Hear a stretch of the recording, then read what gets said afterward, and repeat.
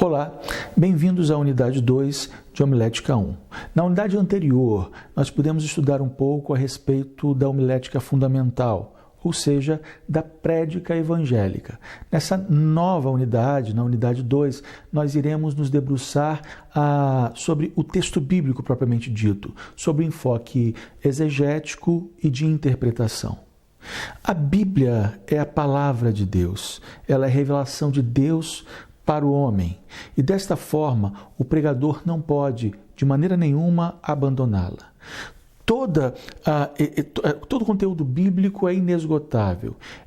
Dentre os seus 66 livros, nós podemos encontrar uma gama, uma variedade enorme de gêneros literários, como, por exemplo, gêneros históricos, poéticos, literatura de sabedoria, narrativas, orações. Tudo isso, como eu disse, é revelação de Deus para o homem. A inspiração para uma vida plena e de esperança para uma vida eterna. Vejamos como escolher o texto para o sermão. Veja, na elaboração do sermão, o pregador deve ser fiel ao texto bíblico, ou seja, pregação textual.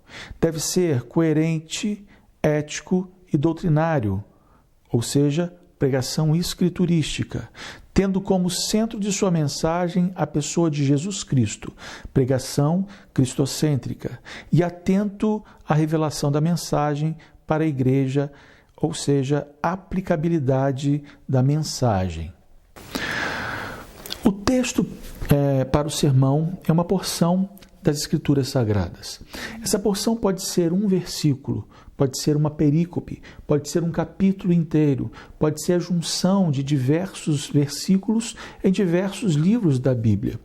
O importante é que o expositor bíblico ele leia as Escrituras e se debruce sobre ela com entusiasmo e dedicação. No início pode parecer um pouco difícil encontrar um texto bíblico e mesmo estudá-lo para elaborar uma mensagem bíblica, um sermão. Todavia, a prática vai nos mostrar que a dependência do Espírito Santo em oração é a chave e essa dificuldade passa a não existir mais. Vamos ver um pouco a respeito da importância da exegese. Perceba, a palavra exegese é um termo técnico-teológico vindo do grego exegesis, cujo significado refere-se à exposição, interpretação, explicação, declaração e narrativa. Tem por objetivo esclarecer ou interpretar minuciosamente o texto bíblico.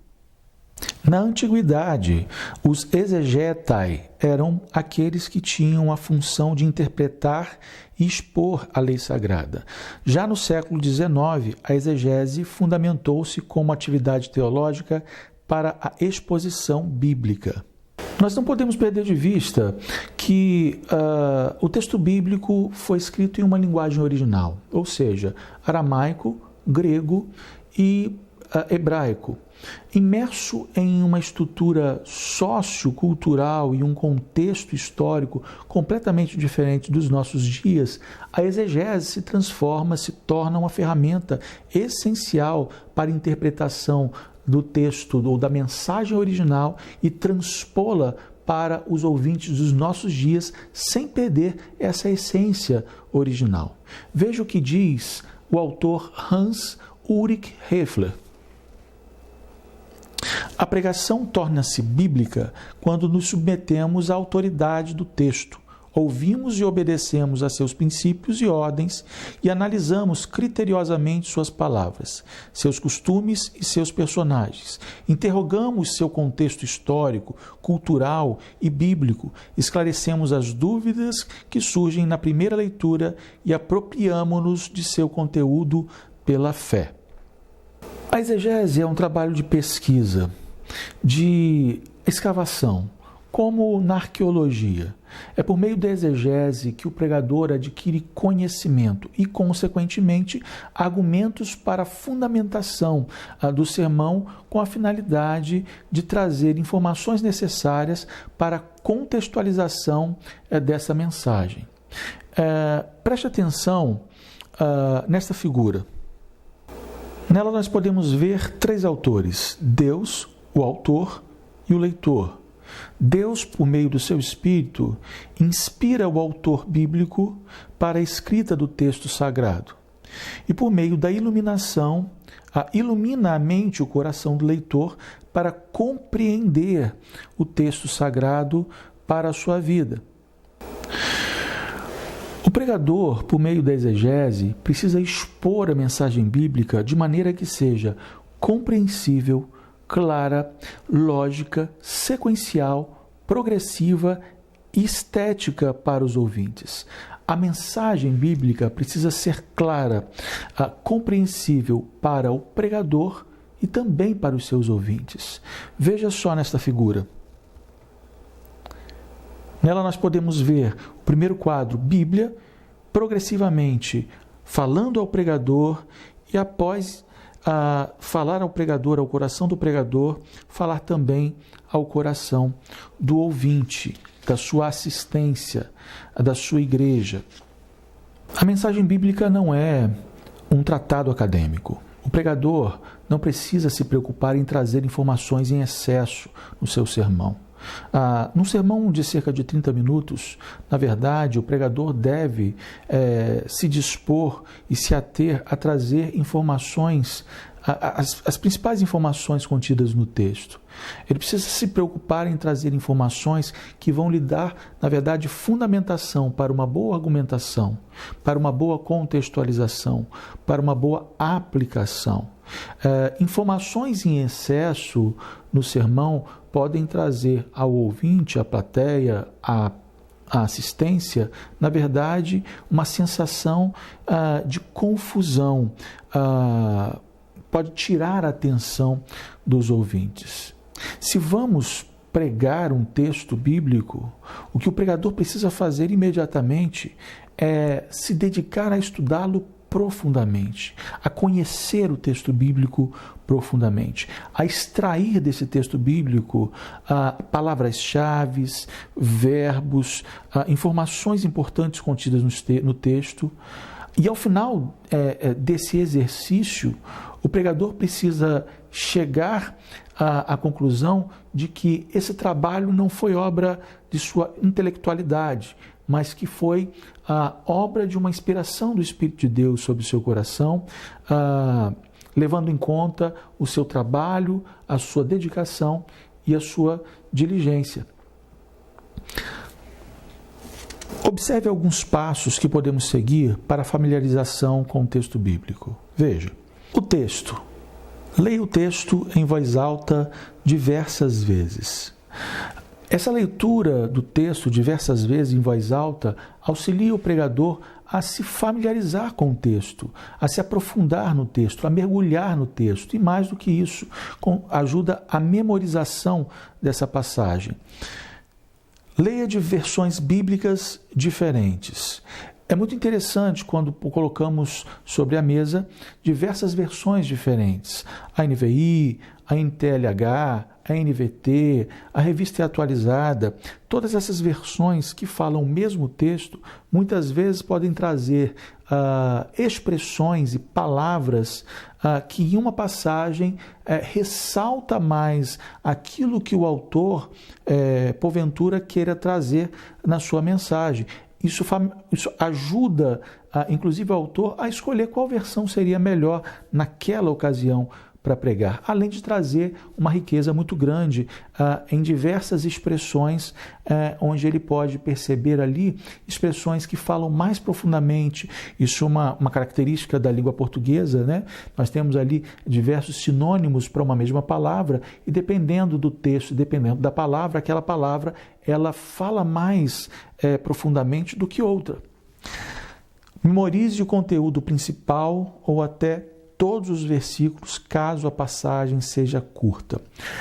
Esse exercício de memorização do texto, como falei no ponto A, é importante, inclusive, para que a igreja, a assistência, possa sentir uma segurança no pregador quando ele estiver trabalhando o texto bíblico.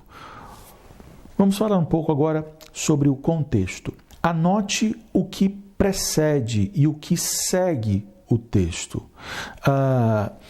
Todo texto tem um contexto anterior e um contexto posterior. Principalmente quando nós falamos sobre livros que trazem narrativas, livros históricos. Os evangelhos, por exemplo, nós vamos ler ali uma perícope, nós vamos ler uma narrativa. O livro de Marcos, por exemplo, que é um evangelho muito rápido de acontecimentos, nós vamos perceber esses contextos muito claramente. E para entender aquela passagem, para entender o texto que nós estamos nos debruçando para o estudo e preparar o sermão, entender o que está acontecendo, da onde Jesus está vindo, para onde ele está indo, o que acontece no meio desse caminho, é muito importante para situar a narrativa, para trazer informações que são mais claras e objetivas dentro do nosso sermão. Verifique qual é o tema predominante dos contextos imediato e amplo. Quando nós falamos sobre contexto imediato, nós estamos falando sobre contexto anterior e posterior. Mas quando nós estamos falando sobre um contexto amplo, nós estamos falando, por exemplo, do contexto de todo o livro. Nós temos, por exemplo, textos ou livros bíblicos, epístolas, que são curtas, pequenas, como a de Colossenses, mesmo a de Tessalonicenses, que tem ali 4, 5, muitas vezes 6 capítulos, são curtos. Então nós podemos extrair desses textos um contexto mais amplo, o que a carta propriamente dita quer dizer. E partindo dessa ideia mais ampla, nós podemos vir restringindo o seu conteúdo até chegarmos nos versículos que foram escolhidos para serem os versículos do sermão. Tendo essa visão mais ampla, ou seja, do contexto amplo da passagem, nós temos a possibilidade de trazer uma mensagem mais clara, mais objetiva, mais verdadeira e mais bíblica para os nossos ouvintes. Algumas perguntas quanto ao contexto. Como a passagem se relaciona com o material a seu redor e com o contexto remoto? Como a passagem se relaciona com o restante do livro? Como a passagem se relaciona com a Bíblia como um todo? Como a passagem se relaciona com a cultura, o momento histórico e o pensamento teológico da época em que foi escrita? Essas perguntas são fundamentais para nós identificarmos, de fato, todo o contexto da passagem. Tanto o contexto que nós vamos utilizar para a pregação, como os contextos anterior e posterior e o contexto mais amplo. Estas perguntas nos fazem extrair da passagem o seu verdadeiro sentido e a sua verdadeira mensagem. Vamos falar um pouco sobre a estrutura do texto. É importante notar que as divisões em capítulos e versículos servem principalmente para facilitar a localização dos trechos e não para mostrar bem a estrutura do texto. Sendo assim, é importante que o pregador, exegeta, faça a sua estrutura do texto olhando para o conteúdo e não para as divisões dos versículos. Vamos tomar, por exemplo, a primeira carta de Pedro e todo o capítulo 1. Acompanhe comigo.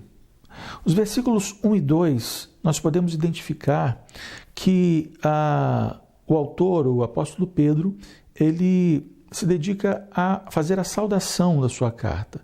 Pedro escreveu esta epístola, nós podemos ver nos primeiros versículos, escreveu para servos de Deus espalhados em regiões que ele identifica. Logo nos versículos 3 a 12, nós vamos perceber que em Jesus, Deus mostrou a misericórdia para nos dar esperança. Versículos 3 a 5. Pela fé incorruptível, podemos suportar as aflições temporárias. Versículos 6 e 9. Nos versículos 10 a 12, nós vamos ler, ou vamos perceber que o apóstolo Pedro está falando que os profetas e anjos queriam compreender as coisas que Deus revelou para nós. Dando sequência, nos versículos 13 ao 21, nós podemos encontrar o nosso entendimento do plano de Deus é a base da nossa esperança, no versículo 13. E os filhos de Deus devem imitar sua santidade, no versículos 14 e 16. Esta vida se baseia no sangue de Cristo e não nas coisas passageiras deste mundo, versículos 17 e 21. E nos versículos 22 a 25, nós podemos identificar que a palavra permanente e eterna deve nos levar a amar de verdade. O que nós fizemos aqui com esse capítulo 1 foi, na verdade, identificar todo o conteúdo, toda a mensagem do capítulo 1. Nós destrinchamos esse capítulo e encontramos em cada versículo blocos de ideias onde o apóstolo Pedro escreve a sua carta. Isso nos ajuda muito a compreender a linguagem, a compreender a mensagem propriamente dito do capítulo e mesmo de todo o livro, quando fazemos essa estruturação. Nós somos, às vezes, levados a observar a estruturação que a própria Bíblia nos traz, ali naquela perícope e naquele capítulo. Mas é muito importante que o pregador faça esse exercício, que ele pegue o texto bíblico, esqueça ali os títulos e subtítulos que o texto bíblico traz e ele mesmo faça um estudo aprofundado daquele capítulo, do texto que ele vai utilizar para pregar e faça essa estruturação, compreendendo na sua essência o que o autor bíblico estava querendo dizer com aquela passagem, com aquele capítulo. Ok? Relação entre o texto e o conteúdo total do livro. O próximo passo é relacionar o texto escolhido com o conteúdo todo do livro. A mensagem produzida no texto escolhido deve estar de acordo com a mensagem principal do livro. É importante lembrar que, ao escrever o texto sagrado, o autor tinha uma mensagem original. A verdadeira exposição bíblica é aquela em que o pregador é fiel à mensagem original do texto, apesar de alguma flexibilidade quanto à aplicação. Um grande erro de muitos pregadores é achar que o texto escolhido para pregar é um texto isolado, é um texto que não tem um contexto mais amplo onde ele está inserido. Isso é um grande erro. Na verdade, como nós lemos aqui, é importante lembrar que, ao escrever o texto sagrado, o autor tinha uma mensagem original. Aquela passagem bíblica escolhida para a pregação, ela está, na verdade, inserida dentro de uma mensagem original que foi escrita naquele tempo para aqueles ouvintes. E entender todo o contexto do livro, toda a mensagem, o conteúdo do livro é extremamente importante para identificarmos essa mensagem original. E como nós vimos aqui nesse último slide, a verdadeira exposição bíblica é aquela em que o pregador é fiel à mensagem original do texto, apesar de alguma flexibilidade quanto à aplicação. O grande desafio de uma pregação verdadeiramente bíblica é de identificarmos essa mensagem original e fazer uma contextualização para uma boa aplicação para os nossos dias, sem fugirmos da mensagem e do contexto original a qual o texto bíblico foi escrito. Ficamos então por aqui com a unidade 2, nós nos encontramos na unidade 3.